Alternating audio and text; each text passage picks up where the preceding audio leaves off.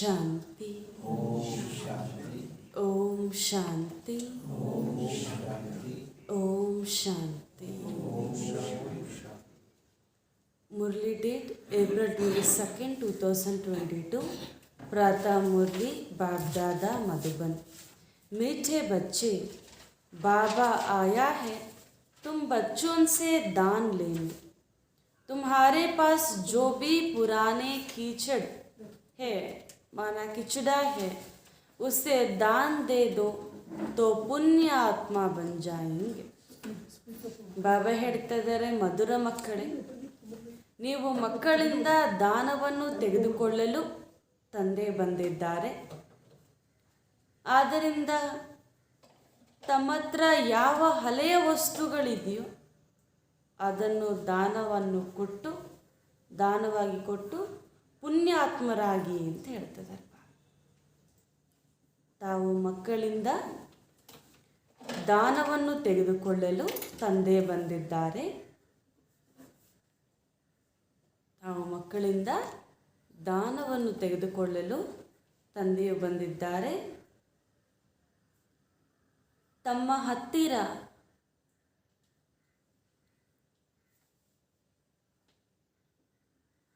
ಯಾವ ಹಳೆಯ ವಸ್ತುಗಳಿದೆಯೋ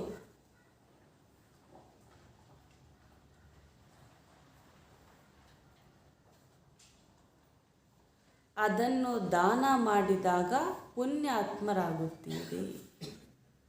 బాబా చెప్తున్నారు, మధురమైన పిల్లలు, తండ్రి వచ్చారు పిల్లలైన మీ నుండి దానం తీసుకోవటానికి.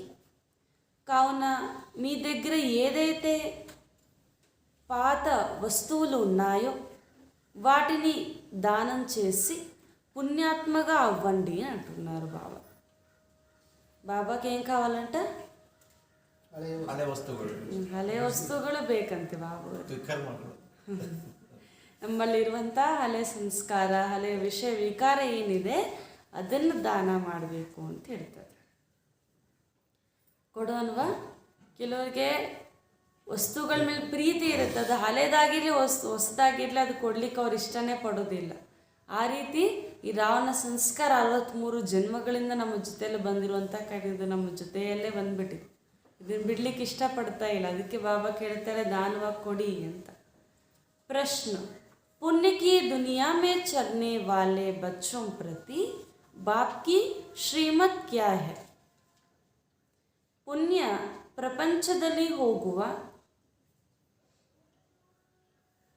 ಪ್ರಪಂಚದಲ್ಲಿ ಹೋಗುವ ಮಕ್ಕಳ ಪ್ರತಿ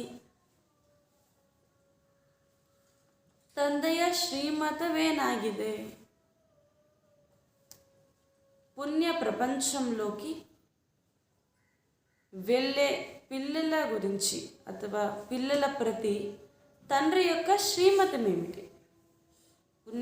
పుణ్య ప్రపంచంలోకి వెళ్ళే పిల్లలకి తండ్రి ఇచ్చే శ్రీమతం ఏమిటి అంటున్నారు.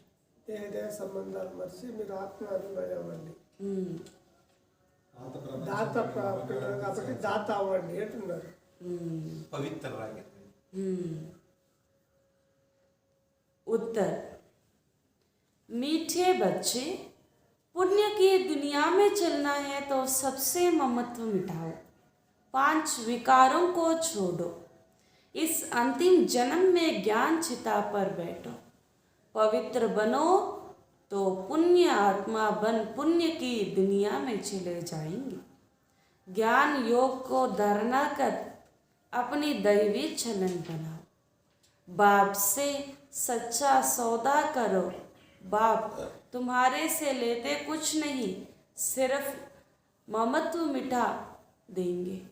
उसी युक्ति बताते बुद्धि से सब बाप हवाले कर दो. ಬಾಬಾ ಹೇಳ್ತಾ ಇದ್ದಾರೆ, ಮಧುರ ಮಕ್ಕಳೇ, ಪುಣ್ಯ ಪ್ರಪಂಚದಲ್ಲಿ ಹೋಗುವುದಕ್ಕಾಗಿ ಎಲ್ಲರೊಂದಿಗೆ ಮಮತ್ವವನ್ನು ತೆಗೆಯಿರಿ ಅಂತ ಹೇಳ್ತಾರೆ. ಪುಣ್ಯ ಪ್ರಪಂಚಕ್ಕೆ ಹೋಗಲು ಎಲ್ಲರ ಮೇಲಿರುವ ಮಮತ್ವವನ್ನು ತೆಗೆಯಬೇಕು, 5 ವಿಕಾರಗಳನ್ನು ಬಿಡಬೇಕು. ಈ ಅಂತಿಮ ಜನ್ಮದಲ್ಲಿ ಜ್ಞಾನ ಚಿತೆಯ ಮೇಲೆ ಕುಳಿತುಕೊಳ್ಳಬೇಕು. ಪವಿತ್ರರಾಗಿ ಪುಣ್ಯ ಆತ್ಮರಾಗಿ ಪುಣ್ಯಾತ್ಮರ ಪ್ರಪಂಚಕ್ಕೆ ಹೋಗಬೇಕು. ಜ್ಞಾನ ಯೋಗವನ್ನು ಧಾರಣೆ ಮಾಡಿ ತಮ್ಮ ಚಲನೆಯನ್ನು ದೈವೀ ಚಲನವಾಗಿ ಮಾಡಿಕೊಳ್ಳಬೇಕು.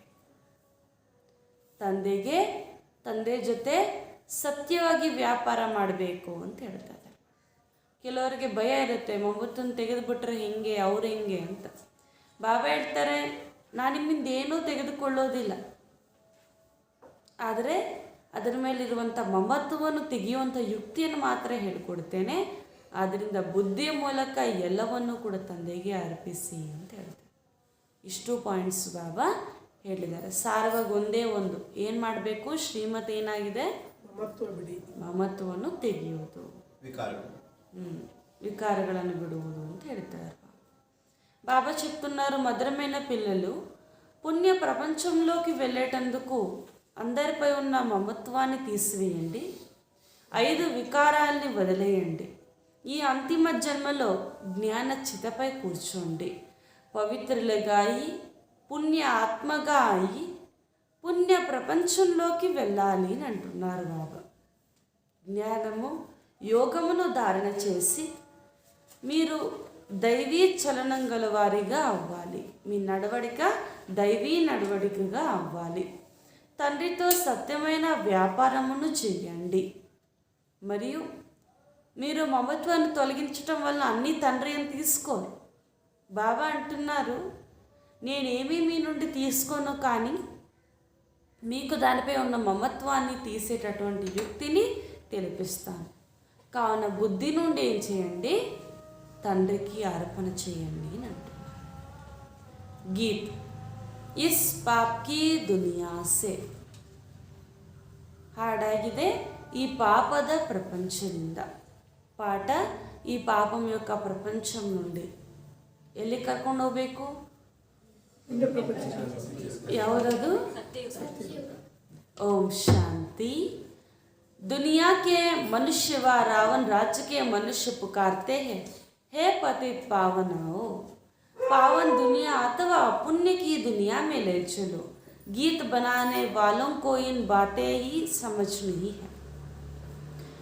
ಪ್ರಪಂಚದ ಮನುಷ್ಯರು ಅಥವಾ ರಾವಣ ರಾಜ್ಯದಲ್ಲಿರುವಂಥ ಮನುಷ್ಯರು ಕರೆಯುತ್ತಾರೆ, ಹೇ ಪತಿತ ಪಾವನ ಬನ್ನಿ ಅಂತ. ಪಾವನ ಪ್ರಪಂಚ ಅಥವಾ ಪುಣ್ಯ ಪ್ರಪಂಚಕ್ಕೆ ಕರೆದುಕೊಂಡು ಹೋಗಿ ಅಂತ. ಹಾಡು ಬರೆದಿರುವಂಥವರು ಈ ಹಾಡಿನ ಅರ್ಥವನ್ನು ತಿಳಿದುಕೊಂಡಿಲ್ಲ ಅಂತ ಬಾಬಾ ಹೇಳ್ತಾರೆ. ಹಾಡು ಬರೆದಿರೋರು ಕೂಡ ಈ ಸತ್ಯ ಪರಿಚಯ ಅವರಿಗೂ ಗೊತ್ತಿಲ್ಲ. ಕೇವಲ ಕರೀತಾರಷ್ಟೇ ನಮ್ಮನ್ನು ರಾವಣ ರಾಜ್ಯದಿಂದ ರಾಮ ರಾಜ್ಯಕ್ಕೆ ಕರ್ಕೊಂಡು ಹೋಗಿ ಅಂತ. ಆದರೆ ಯಾವುದ ರಾಜ್ಯ ಅಂತ ಅವ್ರಿಗೂ ಗೊತ್ತಿಲ್ಲ. బాబా అంటున్నారు, ప్రపంచంలో మనుష్యులు లేదా రావణ రాజ్యంలో ఉన్న మనుష్యులు పిలుస్తారు, ఏ పతిత పావనుడా రండి అని. కానీ పావన ప్రపంచము లేదా పుణ్య ప్రపంచానికి తీసుకెళ్ళండి అని పిలుస్తారే కానీ పాట రాసిన వారికి కూడా దీని అర్థము తెలియదు అంటున్నారు. पुकारते हैं, रावण राज्य से राम राज्य में ले चलो, परंतु अपने को कोई पतित समझते ही नहीं. ರಾವಣ ರಾಜ್ಯದಿಂದ ರಾಮರಾಜ್ಯಕ್ಕೆ ಕರ್ಕೊಂಡು ಹೋಗಿ ಅಂತ ಕರೆಯುತ್ತಿದ್ದಾರೆ ಎಂದರೆ ಅವರು ಪತೀತರಾಗಿದ್ದಾರೆ ಅಂತ ಯಾರೂ ತಿಳಿದುಕೊಳ್ಳುವುದಿಲ್ಲ ಅಂತ ಹೇಳ್ತಾರೆ. ನಾವು ರಾವಣ ರಾಜ್ಯದಲ್ಲಿರೋದ್ರಿಂದನೇ ರಾವಣ ಮೂರ್ತಿಗಳು ಮಾಡಿ ಸುಡ್ತಾ ಇರ್ತೀವಿ ಅಲ್ವಾ. ರಾಮರಾಜ್ಯದಲ್ಲಿ ಇದ್ದಿದ್ದರೆ ಅವ್ರನ್ನ ಸುಡುವಂಥ ಅವಶ್ಯಕತೆಯೂ ಕೂಡ ಇರಲಿಲ್ಲ. ಆದರೆ ಇಂಥ ಪ್ರಪಂಚದಲ್ಲಿ ಇದ್ದೀವಿ ಅಂತ ತಿಳಿದ್ರೂ ನಾವು ಪತಿತರು ಎನ್ನುವಂಥ ವಿಷಯ ಅಂತ ಒಪ್ಕೊಳ್ಳೋಕ್ಕೆ ಯಾರೂ ತಯಾರಿಲ್ಲ. अपने बच्चों के पास तो सम्मुख बाप बेटे हैं, राम राज्य में ले चलने के लिए श्रेष्ठ बनने के लिए श्रीमत देते हैं. भगवान वाच राम, भगवान वाच नहीं, ಭಗವಾನ್ ತೋ ನಿರಾಕಾರ ಹೇ. ರಾಮ ರಾಜ್ಯದಲ್ಲಿ ಕರೆದುಕೊಂಡು ಹೋಗಲು ಅಥವಾ ಶ್ರೇಷ್ಠರನ್ನಾಗಿ ಮಾಡಲು ತಂದೆ ಶ್ರೀಮತವನ್ನು ಕೊಡ್ತಾರೆ. ಎಲ್ಲಿಂದ ಕೊಡ್ತಾ ಇದ್ದಾರೆ ಬಾಬಾ ಶ್ರೀಮತವನ್ನು? ಶ್ರೀಮತ ಎಲ್ಲಿಂದ ಕೊಡ್ತಾ ಇದ್ದಾರೆ ಬಾಬಾ? ಸಮ್ಮುಖದಲ್ಲಿ ಕುಳಿತೇ ತಿಳಿಸ್ತಾ ಇದ್ದಾರಲ್ವಾ? ಎಲ್ಲಾದರೂ ಪರಂದಾಂಗದಲ್ಲಿ ಕುಳಿತು ತಿಳಿಸ್ತಾ ಇದ್ದಾರಾ? ಇಲ್ಲ, ಸಮ್ಮುಖದಲ್ಲಿ ಕುಳಿತೇ ತಿಳಿಸ್ತಾ ಇದ್ದಾರೆ. ಅದಕ್ಕೆ ಇಲ್ಲಿ ಭಗವಾನ್ ವಾಚ ಅಂತ ಹೇಳಲಾಗುತ್ತೆ. ಯಾರ ಭಗವಾನ್ ವಾಚ? ಶಿವ ಭಗವಾನ್ ವಾಚ, ರಾಮ ಭಗವಾನ್ ವಾಚ, ಕೃಷ್ಣ ಭಗವಾನ್ ವಾಚ ಅಂತ ಹೇಳಲಾಗುವುದಿಲ್ಲ. ಏಕೆಂದರೆ ಇವರು ಭಗವಂತ ಅಲ್ಲ. ಭಗವಂತ ಎನ್ನುವಂಥವ್ರು ಯಾರು? నిరాకార ಅಂತ ಹೇಳ್ತಾರೆ. బాబా చెప్తున్నారు, అందరూ పిలుస్తారు ఈ రావణ రాజ్యం నుండి మమ్ములను రామరాజ్యానికి తీసుకువెళ్ళండి అని. కావున ఇప్పుడు అందరి సమ్ముఖంలో తండ్రి వచ్చి ఈ జ్ఞానమును తెలిపిస్తున్నారు అని అంటున్నారు. రామరాజ్యానికి తీసుకెళ్ళడానికి లేదా శ్రేష్టంగా చేయటానికి శ్రీమతమును ఇస్తున్నారు. భగవాను వాచ, ఇక్కడ ఎవరి భగవాను వాచ? శివ భగవాను వాచ, రామ భగవాను వాచ అని చెప్పబడదు. ఎందుకు అంటే భగవంతుడని రాముడినో కృష్ణుడినో చెప్పలేము, కానీ శివుడికి మాత్రమే చెప్పగలము అని అంటున్నారు. నిరాకారి, ఆకారి, సాకారి, తీన్ దునియాయే. ఇక్కడ ಇಲ್ಲಿ ಎಷ್ಟು ಪ್ರಪಂಚ ಇದೆ? ಮೂರು ಪ್ರಪಂಚ. ಯಾವ್ಯಾವುದದು?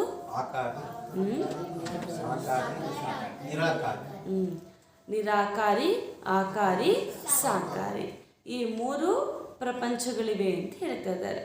ನಿರಾಕಾರಿ ಪರಂಧಾಮ್, ನಿರಾಕಾರ परमात्मा, निराकारी बच्चों को माना आत्माओं के साथ निराकारी दुनिया में रहने वाले हैं.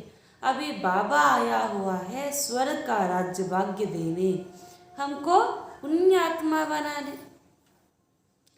ಈಗ ನಿರಾಕಾರಿ ಪರಮಾತ್ಮ ನಿರಾಕಾರಿ ಮಕ್ಕಳನ್ನು ನಿರಾಕಾರಿ ಪ್ರಪಂಚಕ್ಕೆ ಕರ್ಕೊಂಡು ಹೋಗಲು ಬಂದಿದ್ದಾರೆ.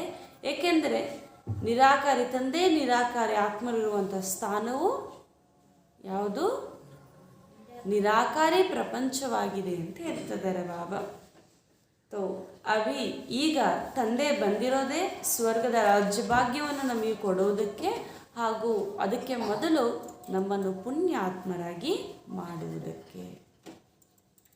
బాబా చెప్తున్నారు తండ్రి నిరాకారి. ఇక్కడ పూర్తిగా 3 లోకాలు ఉన్నాయి: నిరాకారి, ఆకారి, సాకారి. నిరాకారి తండ్రి, నిరాకారి ఆత్మలు, వీరిరువురు నిరాకారి ప్రపంచంలో ఉంటారు అని అంటున్నారు. అంటే మనము మన తండ్రి నిరాకారి ప్రపంచంలో ఉండేవారు.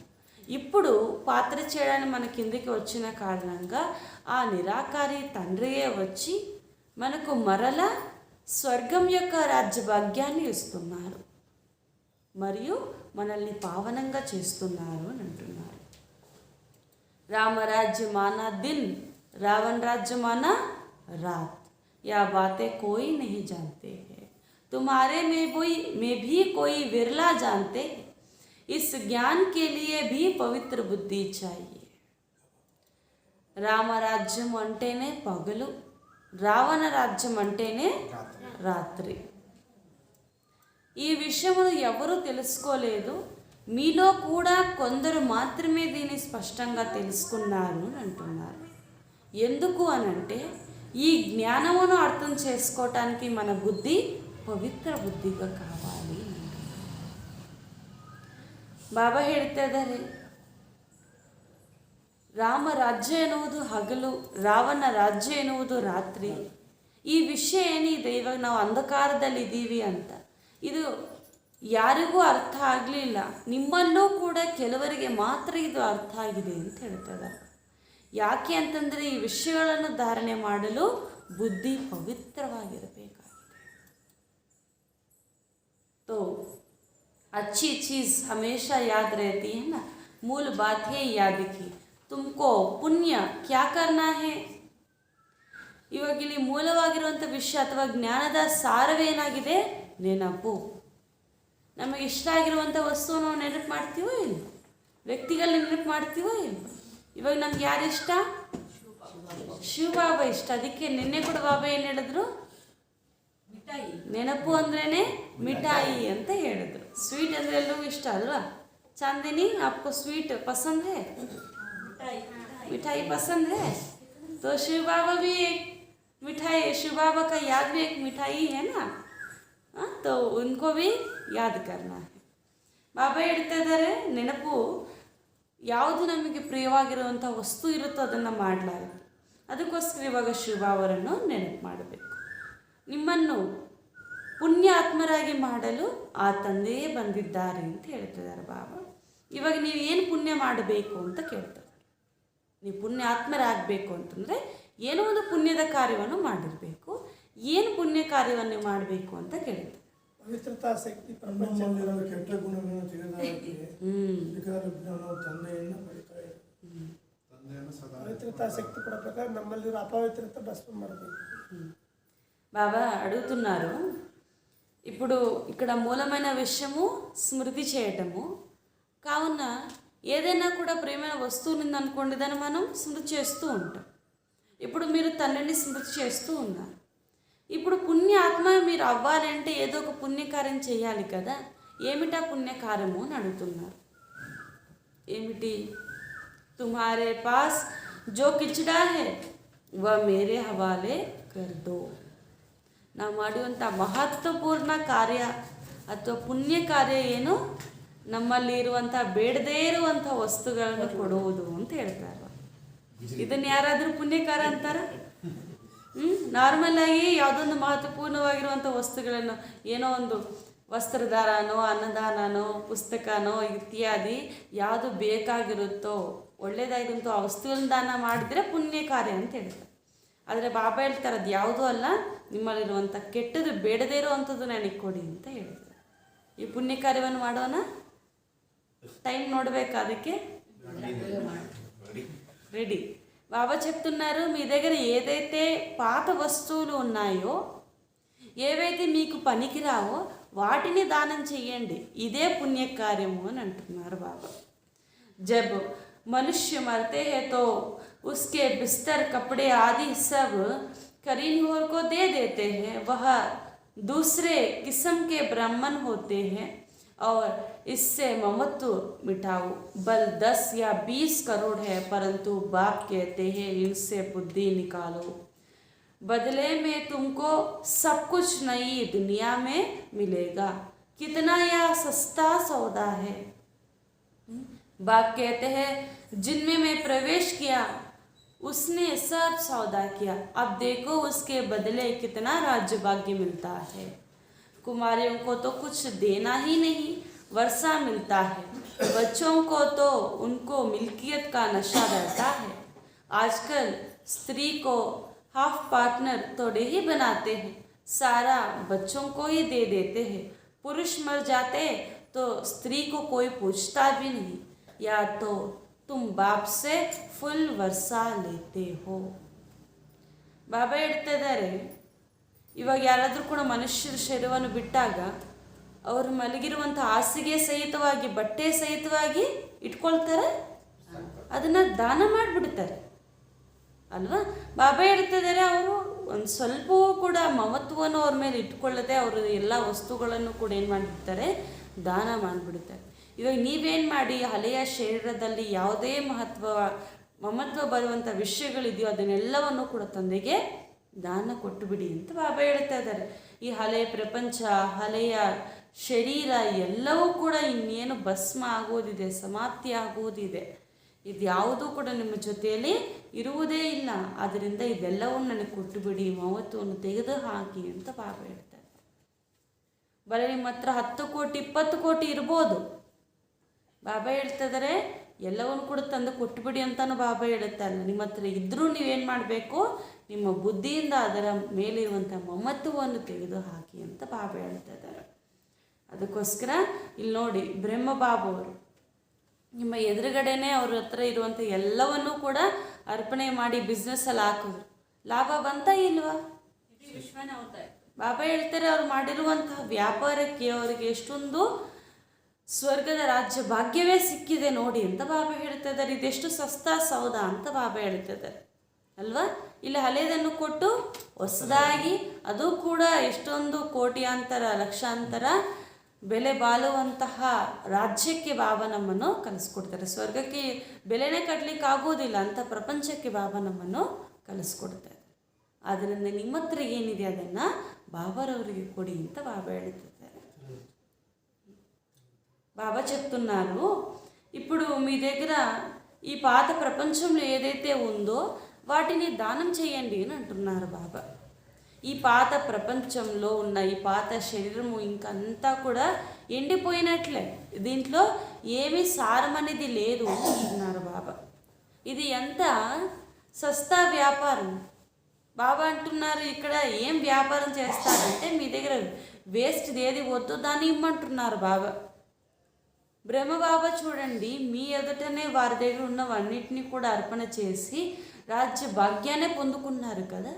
కావున మీరు కూడా ఏం చేయాలి, 10 కోట్లు 20 కోట్లు ఉన్నా కూడా దానిపై ఉన్న మమత్వాన్ని బుద్ధి నుండి తీసివేయండి అని అంటున్నారు బాబా. మీరేం చేయాలి, ಶಿವಬಾಬಾతో ಇಲಾಂಟಿ ಮಂచి ವ್ಯಾಪಾರವನ್ನು చేయాలి. ಈಗಿನ ಕಾಲದಲ್ಲಿ ಬಾಬಾ ಹೇಳ್ತಾರೆ ಆಸ್ತಿಗೆ ಹಕ್ಕುದಾರ ಪುರುಷರು ಮಾತ್ರ ಇರ್ತಾರೆ, ಅವರ ಸ್ತ್ರೀಯನ್ನು ಹಾಫ್ ಪಾರ್ಟ್ನರ್ ಆಗಿ ಏನು ಮಾಡ್ಕೊಳ್ಳೋದಿಲ್ಲ. ಪುರುಷರು ಶರೀರವನ್ನು ಬಿಟ್ಟರೆ ಅವ್ರ ಮಕ್ಕಳಿಗೆ ಏನಾಗುತ್ತೆ, ಪೂರ್ತಿ ಆಸ್ತಿ ಹೋಗುತ್ತೆ. ಆದರೆ ಬಾಬಾ ಹೇಳ್ತಾರೆ ಇಲ್ಲಿ ಶಿವಬಾಬಾ ಆ ಥರ ಮಾಡ್ತಾರೆ, ಪುರುಷರಿಗೆ ಮಾತ್ರ ಆಸ್ತಿ ಕೊಡ್ತಾರೆ, ಸಮಾನ ಕೊಡ್ತಾರೆ.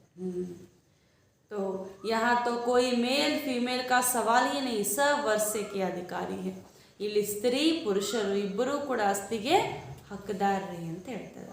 బాబా అంటున్నారు బయట చేసినట్లు ఎలాగైతే స్త్రీకి ఆస్తిని ఇవ్వరో వాళ్ళ పిల్లలకి ఆస్తిని ఇచ్చేస్తారు పురుషుడు చనిపోయిన తరువాత, బాబా అంటున్నారు ఇక్కడ అలాంటి భేదభావమే లేదు. ఇక్కడ స్త్రీ పురుషులు ఇరువురికి కూడా సమానంగా ఆస్తిని తీసుకునేటందుకు అధికారం ఉన్నది అని అంటున్నారు బాబా.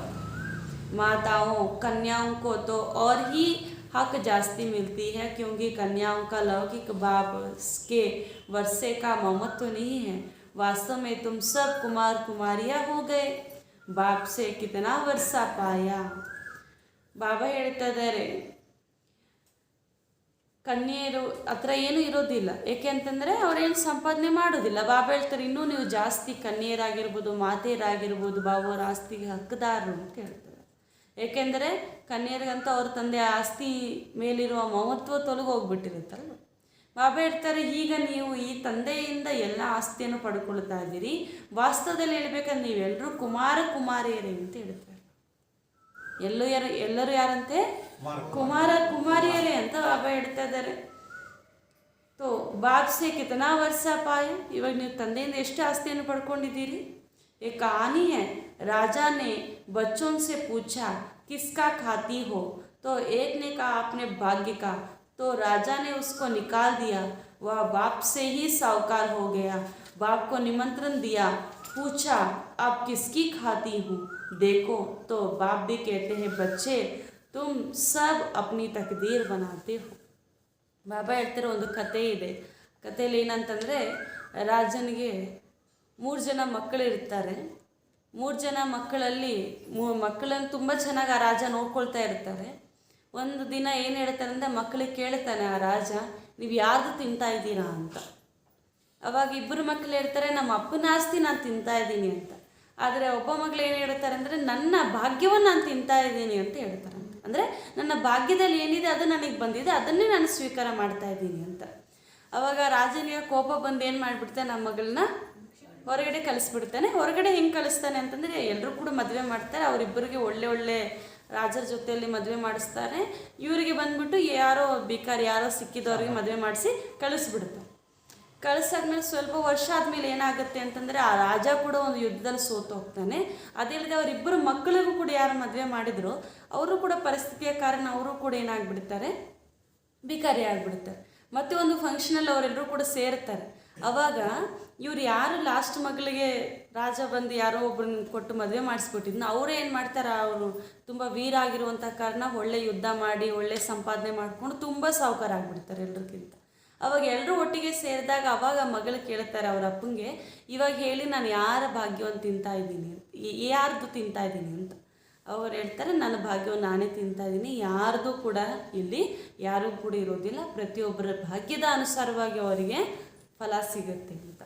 ಅದೇ ರೀತಿ ಬಾಬಾ ಹೇಳ್ತಾ ಇದ್ದಾರೆ ಇವಾಗ ನೀವು ಕೂಡ ತಂದೆ ಆಸ್ತಿಗೆ ನೀವು ಹಕ್ಕುದಾರರಾಗಬೇಕು, ನಿಮ್ಮ ಭಾಗ್ಯ ಅಂತ ಶ್ರೇಷ್ಠವಾಗಿ ನಿರ್ಮಾಣ ಮಾಡಿಕೊಳ್ಳಿ ಅಂತ ಹೇಳ್ತಾರೆ ಬಾಬಾ. ಅದಕ್ಕೆ ನೀವು ತಂದೆ ಆಸ್ತಿ ಪೂರ್ತಿಯಾಗಿ ತೆಗೆದುಕೊಳ್ಳುವಂಥ ಅದೃಷ್ಟವನ್ನು ಮಾಡ್ಕೊಂಡಿದ್ದೀರಾ ಅಂತ ಕೇಳ್ತಿದ್ದಾರೆ ಬಾ. ಮಾಡ್ಕೊಂಡಿದ್ದೀರಾ? ಎಂಥ ಅದೃಷ್ಟ? ತಂದೆಯ పూర్తి అధికారి ఆగువంತಹ అదృష్ట ಅಂತ ಹೇಳ್ತಾರೆ.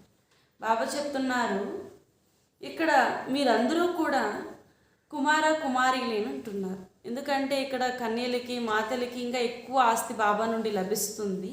ఎందుకంటే కన్యలకి తండ్రి యొక్క లౌకిక తండ్రి యొక్క ఆస్తిపై ఏ మమత్వం కూడా ఉండదు. మీరందరూ కూడా చెప్పండి కుమార కుమారులు ఎందుకంటే ఒక తండ్రి యొక్క పిల్లలు కావున ఇప్పుడు ఆ తల్లి నుండి పూర్తి ఆస్తిని తీసుకున్నారా అని అడుగుతున్నారు బాబా. ఇప్పుడు ఒక రాజుడి యొక్క కథ కూడా ఉంది కదా. రాజుకి పిల్లలు ఉంటారు. ఆ పిల్లల్ని అడుగుతాడనమాట. రాజు చాలా బాగా చూసుకుంటూ ఉంటారు ఆ పిల్లలు. రాజు అడుగుతాడు, మీరందరూ ఎవరు తింటున్నారు అనేసి. అప్పుడు పిల్లల్లో 2 పిల్లలు అంటారు, నేను మా తండ్రి ఆస్తిని తింటున్నాను అనేసి. ఇంకొకరు అంటారు, నా భాగ్యం నేను తింటున్నాను అనేసి.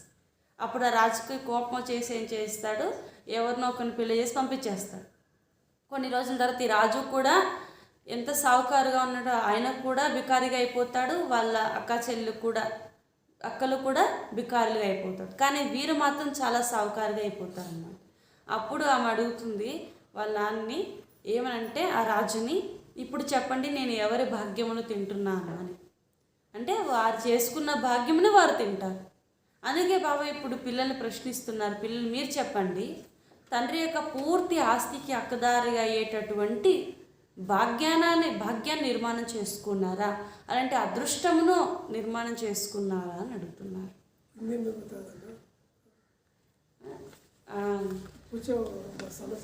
समझ में आया? एक कथा बाबा ने अभी सुनाए थे ना कि एक राजा था, उनके 3 बच्चे थे. राजा भी बहुत साहूकार था. राजा माना साहूकारी होता है, तो उनके बच्चों को भी बहुत अच्छी रीति से पालना करते थे. एक दिन राजा ने पूछा बच्चों से कि आप किसके खाते हो? तो उनमें 2 बच्चे ने कहा कि मेरे बाप का जो वर्षा है उसको मैं खा रही हूँ. और एक बच्ची ने कहा कि मेरे तकदीर को खाती हूँ, माना मेरे तकदीर में जो है वही खाती हूँ. तो उस राजा को बहुत गुस्सा आ गया. तो उसको ऐसा ही किसी को दे करके शादी करके बेच दिए. और 2 बच्चे जो है उनको अच्छे परिवार में भेजे. थोड़ा दिन के बाद क्या हुआ, वो राजा भी भिखारी हो गया. क्योंकि राजा माना क्या है, एक राज्य से दूसरे राज्य के साथ युद्ध करते हैं. अगर उन्हों का जीत हुआ तो राज्य लेते हैं, और नहीं तो राजा का जो भी आस्ती होती है, माना जो भी वर्षा होता है वो सब दूसरे राजा को दे देते हैं, वो दूसरे राजा के हवाले कर देते. ऐसा ही क्या किया, थोड़ा दिन के बाद राजा के पास जो भी धन था वो भी गुम हो गया. और जो उनके बच्चों अच्छी परिवार में गए थे वो भी क्या हो गए, थोड़ा दिन के बाद उनका भी धन सब गवा दिया. परंतु जो बच्चे कही थी कि मेरे तकदीर का खाता हूँ, वो भले शादी करने के समय भिखारी थे, परंतु थोड़ा समय के बाद बहुत साहूकार हो गए. तो थोड़ा समय के बाद सभी मिलते हैं. मिलने के समय वो बच्ची कहती है कि अभी बताओ कि मैं किसका खाती हूँ, मेरे भाग्य में जो है, मेरे तकदीर में जो है वही मैं खाती हूँ. इसलिए बाबा अभी हमको भी प्रश्न पूछ रहे हैं कि आप बाप का पूरा वर्षा लेने के तकदीर को निर्माण किए हो, है ना. बाबा तो रेडी है देने के लिए, परंतु हमारा तकदीर में भी होना चाहिए ना शिव बाबा का वर्षा लेने का. इसलिए तकदीर बनाने वाले कौन है, हम ही हैं. इसलिए हमको ऐसा तकदीर बनाना है. दिल्ली में एक ग्राउंड है, नाम रखा है रामलीला ग्राउंड. वास्तव में नाम रखना चाहिए रावण लीला, क्योंकि इस समय सारे विश्व में रावण लीला चल रही है. ಬಾಬಾ ಹೇಳ್ತಾರೆ ದೆಹಲಿಯಲ್ಲಿ ಒಂದು ಗ್ರೌಂಡ್ ಇದೆಯಂತೆ, ಆ ಗ್ರೌಂಡ್ ಹೆಸರು ರಾಮಲೀಲಾ ಗ್ರೌಂಡ್ ಅಂತ ಇಟ್ಟಿದ್ದಾರೆ. ಅಂದರೆ ಬಾಬಾ ಹೇಳ್ತಾರೆ ಅದು ರಾಮಲೀಲೆ ಗ್ರೌಂಡ್ ಅಲ್ಲ, ಅದು ರಾವಣ ಲೀಲೆ ಗ್ರೌಂಡ್ ಅಂತ ಇಡಬೇಕು ಅಂತ. ಯಾಕೆಂದರೆ ಪೂರ್ತಿ ಪ್ರಪಂಚದಲ್ಲಿ ಯಾರ ಲೀಲೆ ನಡೀತಾ ಇದೆ, రావణ ಲೀಲೆಯೇ నడీతా ಇದೆ ಅಂತ ಹೇಳ್ತಾರೆ. ఢిల్లీలో ఒక గ్రౌండ్ ఉందంట, దాని పేరు రామలీలా గ్రౌండ్ అని పెట్టారంట. బాబా చెప్తున్నారు అది రామలీలా గ్రౌండ్ అని పెట్టరాదు, దానికి రావణ లీలా గ్రౌండ్ అని పెట్టాలి అని. ఎందుకంటే పూర్తి ప్రపంచంలో ఎవరి రాజ్యం నడుస్తుంది, ఎవరి లీలా నడుస్తుంది, రావణుడిది. बच्चों को रामलीला ग्राउंड लेकर उसमें चित्र लगाने चाहिए. एक तरफ राम का चित्र हो और नीचे बड़ा रावण का भी चित्र हो, बहुत बड़ा ग्लोब हो, बीच में लिख देना चाहिए यह राम राज्य, यह रावण राज्य. ನಿನ್ನೆ ಬಾಬಾ ಹೆಂಗೆ ಕೃಷ್ಣನ ಬಗ್ಗೆ ಕೂಡ ಹೇಳಿದ್ರು, ಇವತ್ತು ಕೂಡ ಬಾಬಾ ಹಂಗೆ ಈ ಗ್ರೌಂಡ್ ಬಗ್ಗೆನೇ ತಿಳಿಸ್ತಾರೆ. ಈ ಗ್ರೌಂಡಲ್ಲಿ ಚಿತ್ರವನ್ನು ಬಿಡಿಸಿ ಹಿಂಗೆ ಒಂದು ಕಡೆ ರಾಮರಾಜ್ಯ ಇರುವಂಥ ದೃಶ್ಯಗಳು, ಇನ್ನೊಂದು ಕಡೆ ದೊಡ್ಡ ರಾವಣ ಚಿತ್ರ ಮಾಡಿಬಿಟ್ಟು ಆ ರಾವಣನ ದೃಶ್ಯ, ಕೆಳಗಡೆ ಒಂದು ದೊಡ್ಡ ಗ್ಲೋಬನ್ನು ಮಾಡಿ ತೋರಿಸಿ, ಇದು ರಾಮರಾಜ್ಯ, ಇದು ರಾವಣ ರಾಜ್ಯ ಅಂತ.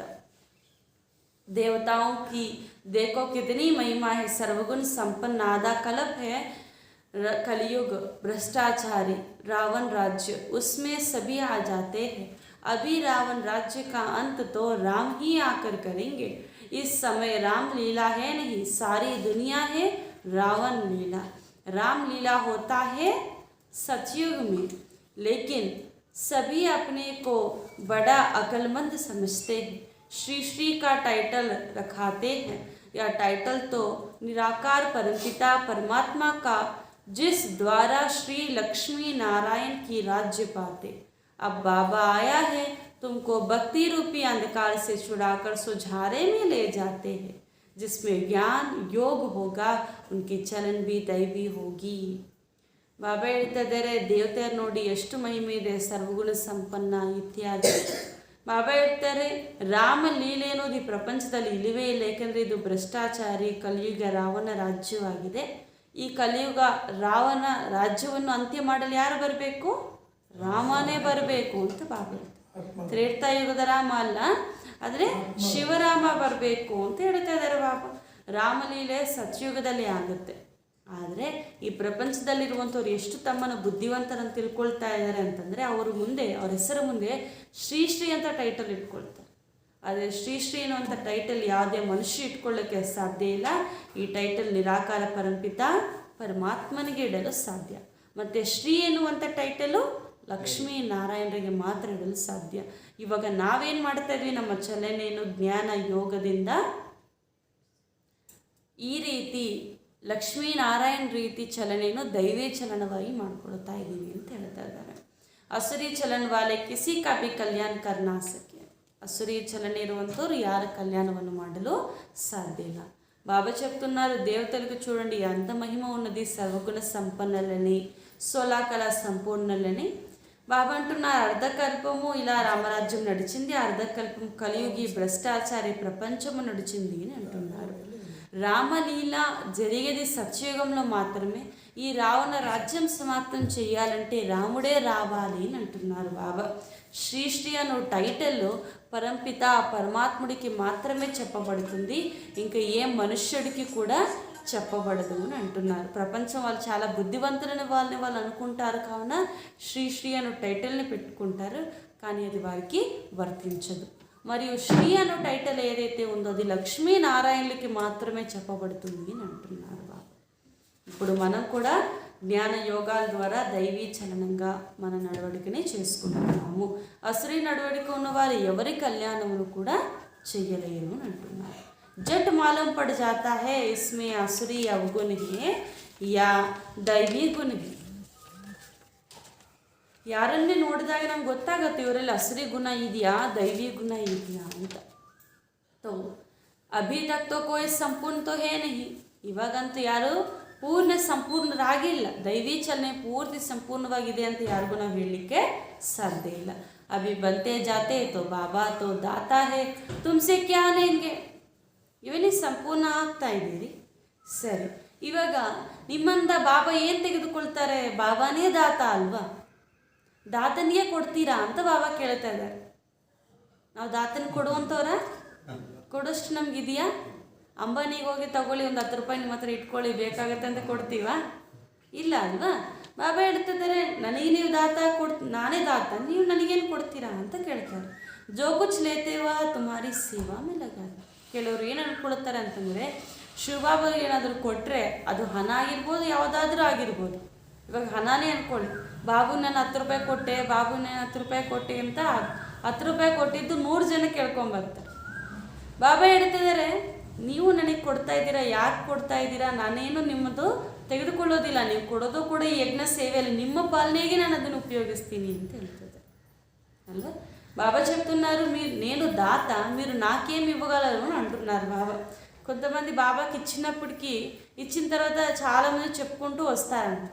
బాబా అంటున్నారు, మీరు నాకు ఇచ్చింది నేను మీ సేవలోనే పెడతాను, నాకేమీ వద్దు అని అంటున్నారు బాబా. శివబాబాకి ఏమన్నా కావాలా?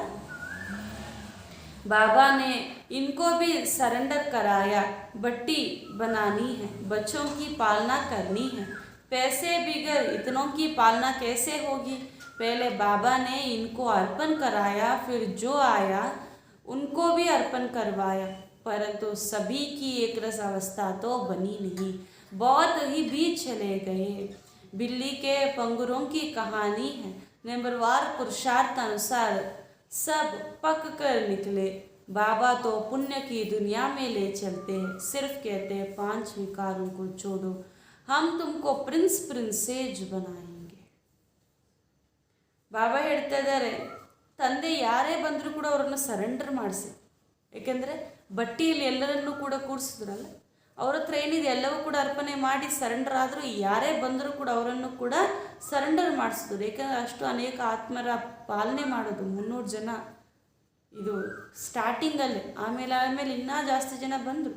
ಬಾಬಾ ಹೇಳ್ತಿದ್ದಾರೆ, ಅಷ್ಟು ಆತ್ಮರ ಪಾಲನೆ ಮಾಡಲಿಕ್ಕೆ ಹಣ ಅಂತೂ ಬೇಕಾಗುತ್ತಲ್ಲ. ಬಾಬಾ ಹೇಳ್ತೀರಿ, ಯಾರೆಲ್ಲ ಅರ್ಪಣೆ ಆಗಿ ಸೇವೆ ಮಾಡಿದ್ರು ಅವ್ರದ್ದು ಏಕರಸ ಸ್ಥಿತಿ ಆಯಿತು ಅಂತ ಬಾಬಾ ಹೇಳ್ತಾರೆ. ಇನ್ನೂ ಕೆಲವರು ಬಂದರು, ಆಮೇಲೆ ನಂತರ ಅವರು ಕೂಡ ಹೊರಟು ಹೋದರು. ಸ್ಥಿರವಾಗಿ ಯಾರೂ ಕೂಡ ಇರಲಿಲ್ಲ, ಕೆಲವರು ಉಳ್ಕೊಂಡ್ರು, ಕೆಲವರು ಹೋದರು ಅಂತ ಹೇಳ್ತಾರೆ. ಏಕೆಂದರೆ ಇಲ್ಲಿ ನಿಂಬರ್ವಾರ ಪುರುಷಾರ್ಥ ಅನುಸಾರ ಅಂತ ಬಾಬಾ ಹೇಳ್ತಾರೆ, ಉಳ್ಕೊಳ್ಳೋದು ಕೂಡ. ಅದಕ್ಕೋಸ್ಕರ ಇಲ್ಲಿ ಕೇವಲ 5 ವಿಕಾರವನ್ನು ಬಿಡಬೇಕು. ತಂದೆ ಬಂದು ಪುಣ್ಯ ಪ್ರಪಂಚಕ್ಕೆ ನಮ್ಮನ್ನು ಕರ್ಕೊಂಡು ಹೋಗ್ತಾ ಇದ್ದಾರೆ, ರಾಜಕುಮಾರಿಯಾಗಿ ನಮ್ಮನ್ನು ಮಾಡ್ತಾ ಇದ್ದಾರೆ. ಅದಕ್ಕೋಸ್ಕರ ನಾವು ಏನೆಲ್ಲ ಇದೆಯೋ ಅದನ್ನು ತಂದೆಗೆ ಅರ್ಪಣೆ ಮಾಡಿ శ్రేష్ఠರಾಗುವಂಥ పురుషార్థವನ್ನು ಮಾಡಬೇಕು. బాబా అంటున్నారు, ఇక్కడ యజ్ఞంలో అందరి పాలన చేయాలంటే ధనము కావాలి కదా. కావున ఆదిలో బాబా కూడా ఎవరైతే వచ్చారో వారిని అర్పణ చేయించారో వారు కూడా అర్పణ చేసి అంతమంది పాలనని చేశారు. ఇక్కడ ముఖ్యంగా ఏమిటంటే 5 వికారాలని వదలటము, పుణ్యాత్మగా అయ్యి పుణ్య ప్రపంచంలోకి వెళ్ళటం, రాజకుమారులుగా తండ్రి మిమ్మల్ని చేస్తున్నారు అంటున్నారు. ब्रह्मा का साक्षात्कार घर बैठे बहुतों को हो जाता है, वहाँ से लेकर भेज देते हैं, बाबा हम आपके बन गए, हमारा सब कुछ आपका। बाबा कुछ लेते नहीं, बाप कहते हैं सब कुछ आपके पास रखो। हाँ, मकान बनाते हैं, कोई पूछते पैसा कहाँ से लाया? अरे इतने ढेर बच्चे हैं, बाबा को प्रजापिता ब्रह्मा का नाम सुना है ना, कहते सिर्फ ममत्व मिटाना है, तुम्हें वापस जाना है, बाबा को याद करना है, हमको भगवान पढ़ाते तो इसी खुशी का पारा चढ़ा रहना है. ಬಾಬಂಗೆ ಅವಾಗ ಬಿಕಾರಿ ಪಾಟ್ ಇದ್ದರೂ ಕೂಡ ಎಷ್ಟೊಂದು ಹೊರಗಡೆ ಇರುವಂಥ ಬಿಸ್ನೆಸ್ ಮ್ಯಾನು ಕೆಲವರು ಎಲ್ಲರೂ ಕೂಡ ಬಂದು ತಗೊಳ್ಳಿ, ನಾವು ನಿಮಗೆ ಸೇವೆ ಕೊಡ್ತೀವಿ ಅಂತ ಕೊಡೋಕ್ಕೆ ಬಂದ್ರಂತೆ. ಎಷ್ಟೊಂದು ಕೋಟ್ಯಾಂತರ ರೂಪಾಯಿ ಕೊಡೋಕ್ಕೆ ಬಂದರು, ಲಕ್ಷಾಂತರ ರೂಪಾಯಿ ಕೊಡೋಕ್ಕೆ ಬಂದರು. ಆದರೂ ಬಾಬಾ ಆ ಟೈಮಲ್ಲಿ ಸ್ವೀಕಾರ ಮಾಡಲಿಲ್ವಂತೆ. ಕೆಲವರು ಬಾಬಾ ಹೇಳ್ತಾರೆ, ಭಾವನೆಯಿಂದ ಬಾಬಾ ಏನು ಮಾಡ್ತಾರೆ, ಸ್ವೀಕಾರ ಮಾಡ್ತಾರೆ. ಮಮತ್ವವನ್ನು ತೆಗೀಲಿಕ್ಕೆ ಬಾಬಾ ನನಗೆ ಕೊಟ್ಬಿಡಿ ಅಂತ ಹೇಳ್ತಾರೆ ಹೊರತು ಬಾಬಾಗೆ ನೀವು ಕೊಟ್ಬಿಟ್ರೆ ಬಾಬಾ ತೆಗೆದುಕೊಳ್ತಾರೆ ಅಂತೇನೋ ಅಲ್ಲ ಅಂತ ಹೇಳ್ತಿದ್ದಾರೆ ಬಾಬಾ. ಇಲ್ಲಿ ಬ್ರಹ್ಮನಿಗೆ ಎಷ್ಟೊಂದು ಜನ ಸಾಕ್ಷಾತ್ಕಾರ ಆಗ್ತಾ ಇತ್ತಂತೆ ಮನೇಲಿ ಕುಳಿತಿದ್ದಂಗೆ.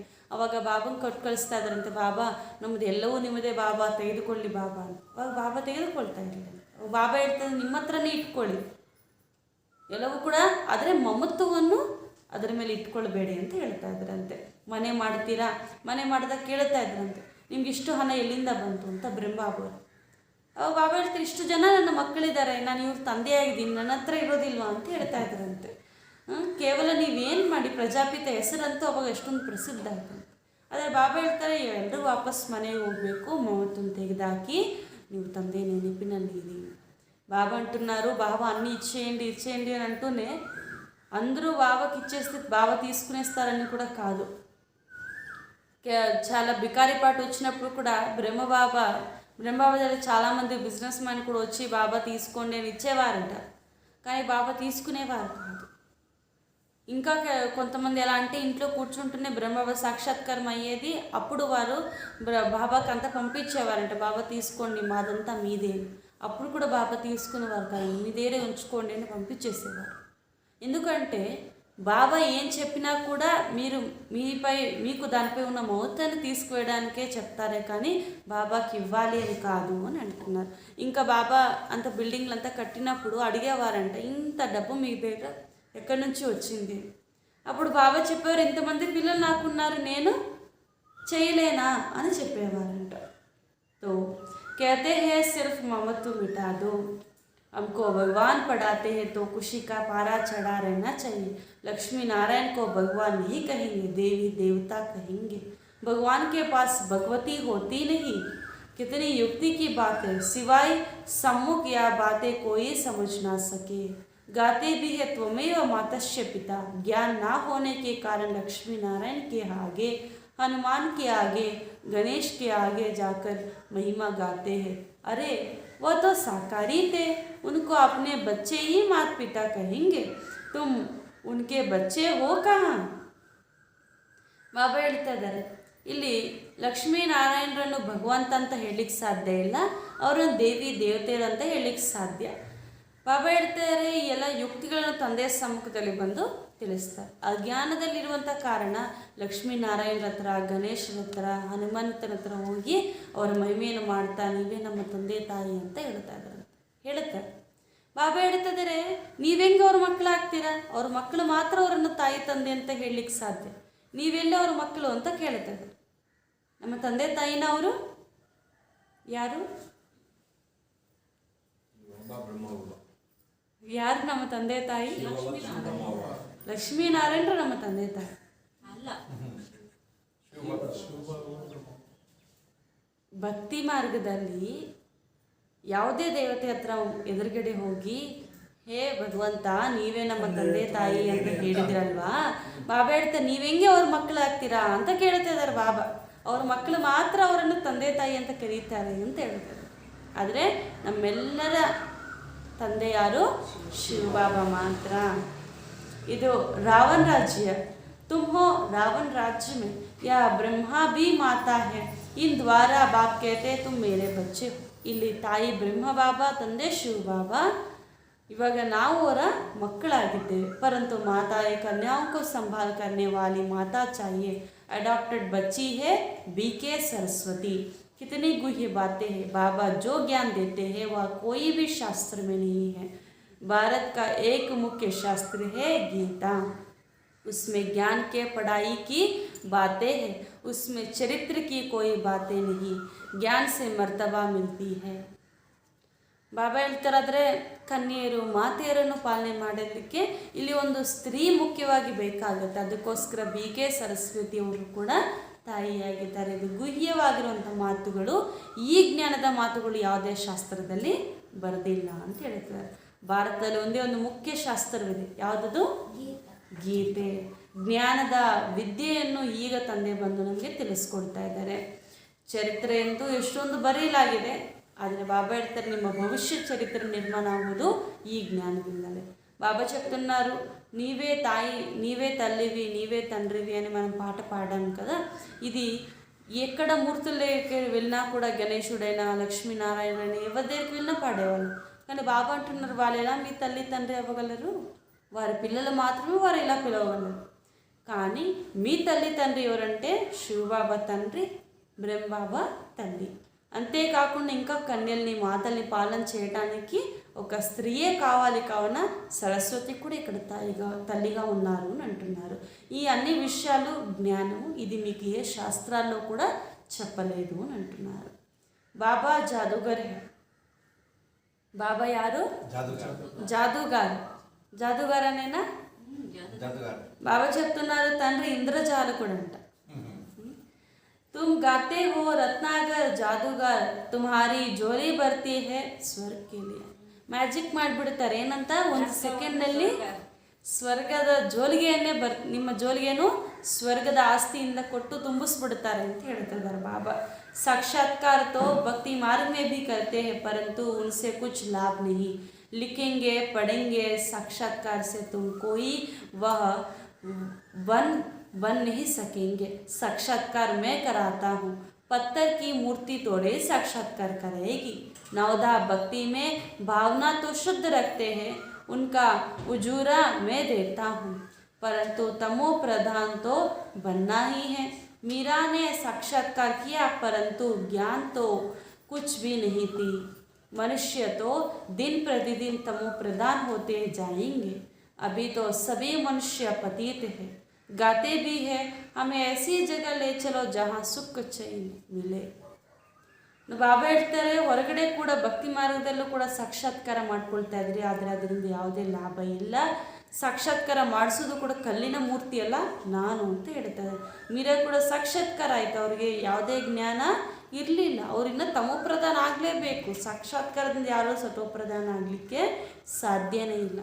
ಗಾಯನ ಕೂಡ ಮಾಡ್ತಾರೆ, ನಮ್ಮನ್ನು ಸುಖ ಶಾಂತಿ ನೆಮ್ಮದಿ ಇರುವಂಥ ಪ್ರಪಂಚದ ಕಡೆ ಕರ್ಕೊಂಡು ಹೋಗಿ ಅಂತ ಕರೆಯುತ್ತಾರಲ್ಲ, సత్య తందే బంధు ఆ ప్రపంచ కర్ಕೊಂಡು ಹೋಗಲು సాధ్య. బాబా అంటున్నారు, తండ్రిని ఇంద్రజాలకుడని రత్నాగరుడని చెప్పబడుతుంది. ఎందుకంటే స్వర్గాన్ని మనకు తండ్రి ఇస్తారు, మన జోలుగన్ని నింపేస్తారు అని అంటున్నారు బాబా.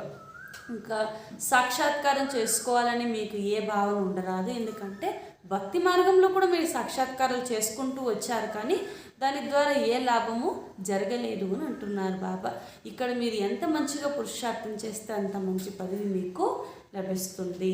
బయట సాక్షాత్కారం చేయించేందుకు కూడా రాయి యొక్క మూర్తి అని అనుకుంటారు, కానీ ఆ మూర్తి కాదు, నేనే అని అంటున్నారు. మీరా కూడా సాక్షాత్కారం అయింది, కానీ జ్ఞానం ఏమాత్రము లేదు. కానీ వారు తమో ప్రధానంగా అవ్వవలసిందే. మనుషులు రోజు రోజుకి ఏమవుతున్నారు? తమో ప్రధానంగానే అవుతున్నారు. మనుషులు అందుకే పతీతులుగా ఉన్న కారణంగా పాడుతారు, మమ్మలను సుఖము శాంతి ఆనందము ఉన్న ప్రపంచానికి తీసుకువెళ్ళండి. అలాంటి ప్రపంచాన్ని తీసుకెళ్లేవారు ఎవరు? తండ్రి మాత్రమే. तुम भारतवासियों को सचमुच में बहुत सुख था। सतयुग का नाम बाला है, स्वर्ग भारत में ही था, परंतु समझते नहीं। यह भी जानते हैं भारत ही प्राचीन था, स्वर्ग था, वहाँ कोई और धर्म नहीं था। यह सब बातें बापे समझाते हैं। तुम अभी श्रवण कुमार और कुमारी बनते हो, तुम सबको ज्ञान की कमवाटी पर बिठाते हो। तुमको सब मित्र संबंधियों को ज्ञान दे उठाना है। बाप के पास युगल भी आते हैं। आगे तो जिस्मानी ब्राह्मण से हथेली बंधवाते थे, अभी तुम रूहानी ब्राह्मण काम चितास की हथियाला तोड़ते हो। बाबा के पास आते हो तो बाबा पूछते स्वर्ग में चलेंगे? कोई कहते हमको स्वर्ग यहाँ ही है। अरे यह आधा कल्प का स्वर्ग है, मैं तुमको 21 जन्म के लिए स्वर्ग दूंगा। पहले पहले पवित्र रहना है, बस इसी बात में ढीला हो पड़ते हैं। अरे बेहद का बाप कहते हैं तो यह अंतिम जन्म ज्ञान चिता पर बैठो तो देखा जाता है।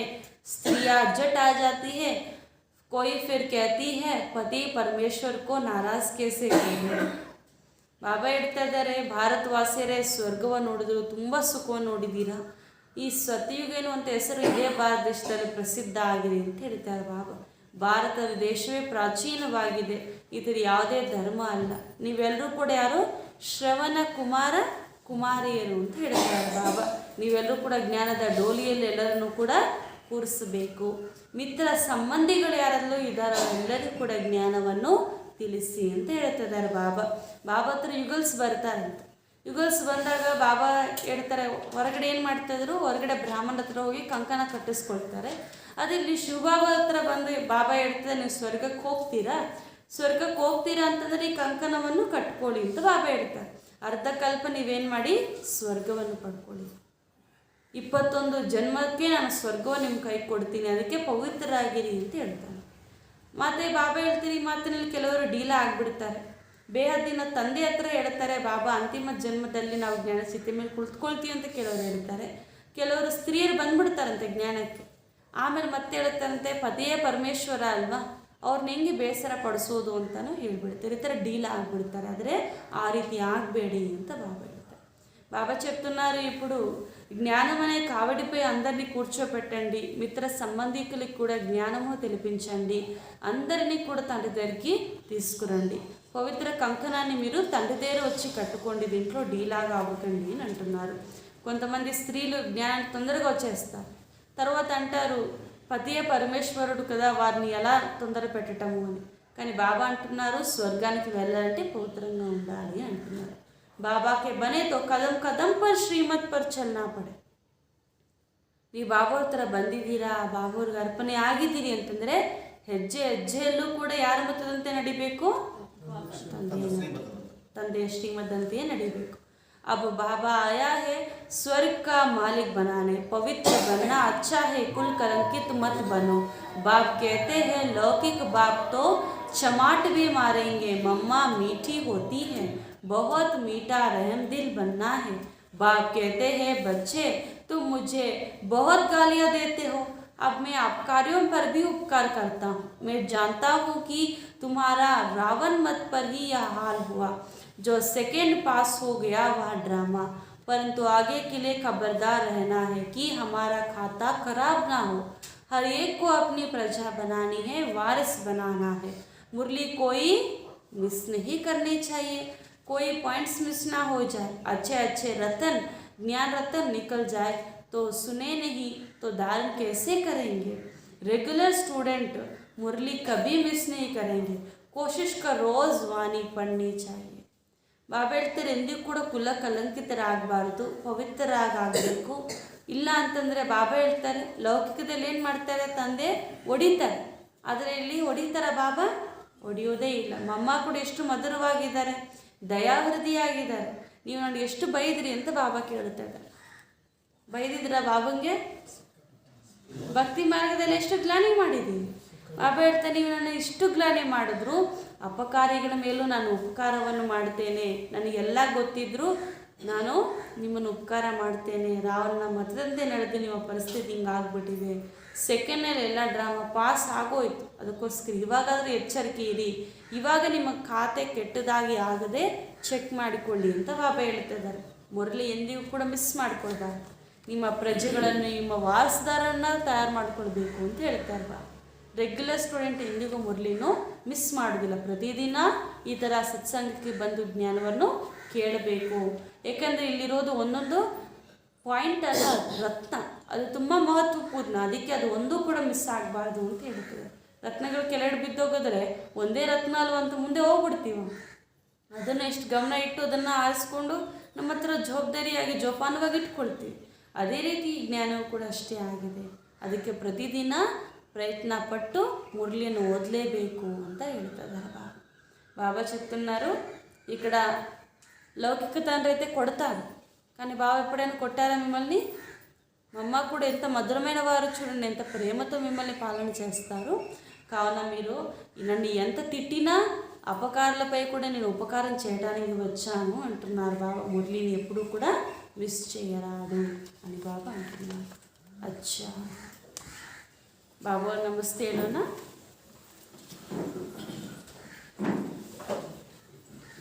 मीठे मीठे सिकलदे बच्चों प्रति माता पिता बाप दादा का याद प्यार और गुड मॉर्निंग. रूहानी बाप की रूहानी बच्चों को नमस्ते. हम रूहानी बच्चों की रूहानी माता पिता बाप दादा को याद प्यार और गुड मॉर्निंग और नमस्ते नमस्ते नमस्ते. ओम धारणा के लिए मुख्य सार. फर्स्ट पॉइंट, अपना खाता खराब ना हो इसके लिए बहुत खबरदार रहना है. ತಮ್ಮ ಖಾತೆ ಕೆಟ್ಟು ಹೋಗದೆ ಬಹಳ ಎಚ್ಚರಿಕೆಯನ್ನು ವಹಿಸಬೇಕು. మీ ఖాతా జమా ఖాతా ఏదైతే ఉందో అది చెడిపోకుండా చాలా హెచ్చరికతో నడవాలి అంటున్నారు. కభీ కుల్ కలంకిత నహీ బన్నా హై, ಎಂದಿಗೂ కుల కలంకితరాగబారదు, ఎప్పుడూ కుల కలంకితులుగా అవ్వరాదు. పడాయి రోజ్ పढ़नी है, మిస్ नहीं करनी है. ವಿದ್ಯೆಯನ್ನು ಪ್ರತಿದಿನ ಓದಬೇಕು, ಎಂದಿಗೂ ಮಿಸ್ ಮಾಡಬಾರದು. చదువును ప్రతిరోజు చదవాలి, ఎప్పుడూ మిస్ చేయరాదు అని బాబా అంటున్నారు. సెకండ్ పాయింట్, శ్రవణ్ కుమార్ కుమారి బన్ ज्ञान कमवार पर सबको बिठाना है. मित्र संबंधियों को भी ज्ञान दे, उनका भी कल्याण करना है. ಶ್ರವಣ ಕುಮಾರ ಕುಮಾರಿಯರಾಗಿ ಡೋಲಿಯಲ್ಲಿ ಎಲ್ಲರನ್ನೂ ಕೂರಿಸಬೇಕು. ಬಾಬಾ ಅಂటున్నారు శ్రవణ కుమార కుమారులుగా ఈ జ్ఞానం యొక్క కావిడిపై అందరినీ ಕೂರ್ಚೋಬೆಟ್ಟಾಲಿ. ಮಿತ್ರ ಸಂಬಂಧಿಗಳಿಗೂ ಜ್ಞಾನವನ್ನು ಕೊಟ್ಟು ಅವರ ಕಲ್ಯಾಣವನ್ನು ಮಾಡಬೇಕು. ಮಿತ್ರ ಸಂಬಂಧಿకులకు కూడా జ్ఞానమును ఇచ్చి వారి కళ్యాణమును కూడా చేయాలి. वरदान. अपने ऑक्यूपेशन की स्मृति द्वारा मन को कंट्रोल करने वाले राजयोगी भव. अपने ऑक्यूपेशन की स्मृति द्वारा मन को कंट्रोल करने वाले राजयोगी भव. ತಮ್ಮ ಕರ್ತವ್ಯದ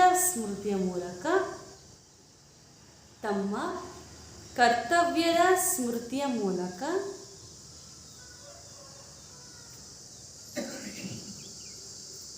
ಮನಸ್ಸನ್ನು ನಿಯಂತ್ರಣ ಮಾಡುವಂತಹ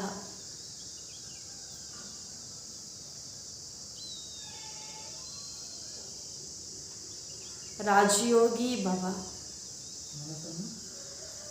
నియంత్రణ ಮಾಡುವಂತಹ రాజయోగి భవ. మీ కర్తవ్యపు స్మృతి ద్వారా మనసుని నియంత్రణ చేసే రాజయోగి భవ అని వరదానం ఇస్తున్నారు. स्पष्टीकरण. अमृत वेले तथा सारे दिन में बीच बीच में अपने ऑक्यूपेशन को स्मृति में लाओ कि मैं राजयोगी हूँ. राजयोग की सीट पर सेट होकर रहो. राजयोगी माना राजा, उसमें कंट्रोलिंग और रूलिंग पावर होती है. वह 1 सेकंड में मन को कंट्रोल कर सकते हैं. वह कभी अपने संकल्प, बोल और कर्म को व्यर्थ नहीं गवा सकते. अगर चाहते हुए भी व्यर्थ चला जाता तो उसे नॉलेजफुल व राजा नहीं कहेंगे. ಅಮೃತ ವೇಳೆಯಲ್ಲಂದರೆ ಪೂರ್ತಿ ದಿನದಲ್ಲೂ ಕೂಡ ನಿಮ್ಮ ಕರ್ತವ್ಯದ ಸ್ಮೃತಿ ಇರಬೇಕು. ಏನು, ನಾನು ಯಾರಾಗಿದ್ದೇನೆ? ನಾನು ರಾಜಯೋಗಿ ಆಗಿದ್ದೇನೆ ಅಂತ. ರಾಜಯೋಗಿಯ ಸೀಟಿನ ಮೇಲೆ ಸೆಟ್ ಆಗಿದ್ದರೆ ರಾಜ ಅಂದ್ರೇನು? ಈ ಪ್ರಜೆಗಳು ಯಾವುದೆಲ್ಲ ಇದೆಯೋ ಈ ರಾಜ ಎಲ್ಲ ಕಂಟ್ರೋಲಿಂಗ್ ಪವರ್, ರೂಲಿಂಗ್ ಪವರ್ ರಾಜನ ಹತ್ರ ಇರಬೇಕು. ಸೆಕೆಂಡ್ನಲ್ಲಿ ಮನಸ್ಸನ್ನು ಕಂಟ್ರೋಲ್ ಮಾಡಬೇಕು. ಸಂಕಲ್ಪ, ಮಾತು, ಕರ್ಮ ವ್ಯರ್ಥವಾಗಿ ಹೋಗಲೇಬಾರದು. ಆ ಥರ ಹೋಗಿದೆ ಅಂತಂದರೆ ಅವರನ್ನು ರಾಜ ಅಂತ ಹೇಳಲಾಗೋದಿಲ್ಲ, జ్ఞాన సంపన్నులు అంతాను ಹೇಳಲಾಗುತ್ತದೆ. అమృత వేళ నుండి ఈ రోజంతట్లో మీ కర్తవ్యం యొక్క స్మృతిలోకి రండి. నేను రాజయోగిని, నేను రాజుని అన్నప్పుడు ఈ ఇంద్రియాలనే ప్రజలపై నా అధికారం ఉండాలి. సంకల్పంలో కానీ, మాట కానీ, కర్మ కానీ వ్యర్థంగా పోరాదు. అలా వెళ్ళిపోయింది అంటే మిమ్మల్ని రాజు అని ఎవరు అనరు అని అంటున్నారు, లేదా జ్ఞాన సంపన్నులు అని కూడా అన్నారు. स्लोगन. स्वा पर राज्य करने वाले ही सच्चे स्वराज्य अधिकारी हैं. ಸ್ವಯಮಿನ ಮೇಲೆ